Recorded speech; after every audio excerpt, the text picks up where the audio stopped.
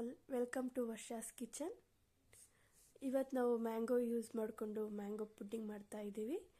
ಇದಕ್ಕೆ ಮ್ಯಾಂಗೋ ಬೇಕಾಗುತ್ತೆ. ಮ್ಯಾಂಗೋ ತಗೊಂಡು ಅದರಲ್ಲಿರೋ ಪಲ್ಪ್ನೆಲ್ಲ ಡಿವೈಡ್ ಮಾಡ್ಕೊಬೇಕಾಗುತ್ತೆ. ಡಿವೈಡ್ ಮಾಡಿ ಚೆನ್ನಾಗಿ ಮ್ಯಾಂಗೋ ಪಲ್ಪ್ ಎಲ್ಲ ತಗೊಬೇಕಾಗುತ್ತೆ. ನೆಕ್ಸ್ಟು ಬಂದಿರೋ ಪಲ್ಪ್ನ ಮಿಕ್ಸಿ ಮಾಡ್ಕೊಬೇಕಾಗುತ್ತೆ, ಸ್ಮೂತ್ ಪೇಸ್ಟ್ ಮಾಡ್ಕೊಬೇಕಾಗುತ್ತೆ. ಇದಕ್ಕೆ ಸ್ವಲ್ಪ ಬೆಲ್ಲ ಹಾಕ್ಕೊತಾ ಇದ್ದೀನಿ, ಟೇಸ್ಟ್ ಚೆನ್ನಾಗಿರುತ್ತೆ ಅಂತೇಳಿ.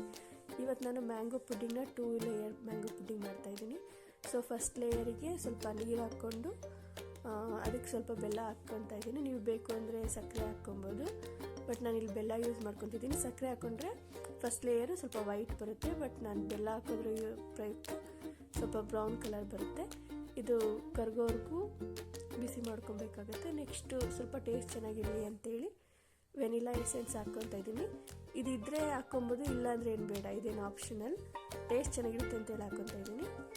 ಚೆನ್ನಾಗಿ ಮಿಕ್ಸ್ ಮಾಡ್ಕೊಬೇಕಾಗುತ್ತೆ. ನೆಕ್ಸ್ಟು 2 ಟೇಬಲ್ ಸ್ಪೂನ್ ಕಾರ್ನ್ಫ್ಲೋರ್ಗೆ ಸ್ವಲ್ಪ ನೀರು ಹಾಕ್ಕೊಂಡು ಈ ನೀರನ್ನು ಕೂಡ ಅದಕ್ಕೆ ಹಾಕ್ಕೊಬೇಕಾಗುತ್ತೆ. ಇದೇ ಮೇಯ್ನ್ ಬೈಂಡಿಂಗ್ ಕೊಡೋದು. ಇದಕ್ಕೆ ಎಲ್ಲ ಕಡೆನೂ ಚೆನ್ನಾಗಿ ಸ್ಪ್ರೆಡ್ ಮಾಡ್ಕೊಬೇಕು, ಇಲ್ಲಾಂದರೆ ಒಂದೊಂದು ಕಡೆ ಗಟ್ಟಿ ಒಂದೊಂದು ಕಡೆ ನೀರು ಥರ ಆಗಿಬಿಡುತ್ತೆ.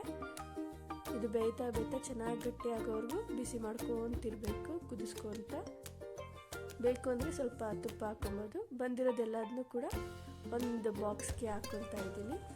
ನೆಕ್ಸ್ಟು ಸೆಕೆಂಡ್ ಲೇಯರ್ಗೆ ನಾವು ಆಗಲೇ ರುಬ್ಬಿಟ್ಕೊಂಡಿದ್ವಲ್ಲ ಬೆಲ್ಲ ಹಾಕ್ಕೊಂಡು ಅದನ್ನು ಕೂಡ ಪ್ಯಾನ್ಗೆ ಹಾಕ್ಕೊಂಡಿದ್ದೀನಿ. ಹಾಕ್ಕೊಂಡಾದ್ಮೇಲೆ ಇದಕ್ಕೂ ಸಹ 2 ಟೇಬಲ್ ಸ್ಪೂನ್ ಕಾರ್ನ್ಫ್ಲೋರ್ನ ಹಾಕ್ಕೊಂಡು ಸ್ವಲ್ಪ ನೀರು ಹಾಕೊಂಡು ಮಿಕ್ಸ್ ಮಾಡಿಕೊಂಡು ಹಾಕ್ಕೊತಾ ಇದ್ದೀನಿ ಪೇಸ್ಟ್ಗೆ. ಇದು ಕೂಡ ಬೇಯಿಸ್ಬೇಕು, ಚೆನ್ನಾಗಿ ಗಟ್ಟಿಯಾಗೋವರೆಗೂ ಬೇಯಿಸ್ಬೇಕಾಗುತ್ತೆ.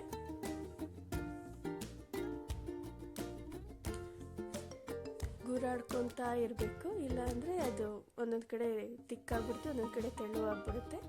ನೋಡಿ, ಈ ತಿಕ್ನೆಸ್ ಬರೋವರೆಗೂ ಬೇಯಿಸ್ಬೇಕಾಗುತ್ತೆ.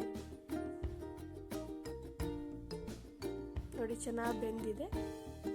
ನೆಕ್ಸ್ಟು ಇದನ್ನು ಸಹ ನಾವು ಆಗಲೇ ಹಾಕ್ಕೊಂಡಿದ್ವಲ್ಲ ಆ ಬಾಕ್ಸ್ಗೆ ಹಾಕ್ಕೊಬೇಕಾಗುತ್ತೆ. ನಾನು ಸ್ಟಾರ್ಟಿಂಗ್ಗೆ ಬಾಕ್ಸಿಗೆ ಸ್ವಲ್ಪ ತುಪ್ಪ ಹಚ್ಕೊಂಡು ಸ್ವಲ್ಪ ಮ್ಯಾಂಗೋ ಪೀಸಸ್ ಸ್ಲೈಸಸ್ ಇಟ್ಕೊಂಡಿದ್ದೀನಿ. ಅದಾದಮೇಲೆ ಆಗಲೇ ಮಾಡಿದ್ದು ಫಸ್ಟ್ ಲೇಯರು, ಇದು ಈಗ ಸೆಕೆಂಡ್ ಲೇಯರ್ ಹಾಕ್ಕೊತಾ ಇದ್ದೀನಿ. ಇದನ್ನ ಚೆನ್ನಾಗಿ ಸ್ಪ್ರೆಡ್ ಮಾಡ್ಕೊಂಡಾದ್ಮೇಲೆ 2 ಅವರ್ಸು ಫ್ರಿಜ್ಜಲ್ಲಿ ಇಡಬೇಕಾಗುತ್ತೆ. ನೆಕ್ಸ್ಟು 2 ಅವರ್ಸ್ ಇಟ್ಕೊಂಡು ತೊಗೊಂಬಂದಿದ್ದೀನಿ. ಈಗ ಸ್ವಲ್ಪ ಬಾಕ್ಸ್ ಮೇಲೆ